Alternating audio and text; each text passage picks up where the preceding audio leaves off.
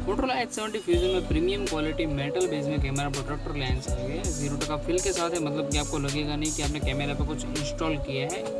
और हाँ, camera lens लगाने के बाद आपके कैमरा रिजल्ट में कोई प्रॉब्लम नहीं आएगा, एज इट इज़ रहेगा। खुद मैं मेरी बात करूँ तो मैंने भी मेरे मोबाइल पर कैमरा लेंस लगाया है और वीडियोग्राफी का लेवल आप देख सकते हो, प्रॉपर क्लियरिटी के साथ वीडियोग्राफी करता हूँ मैं।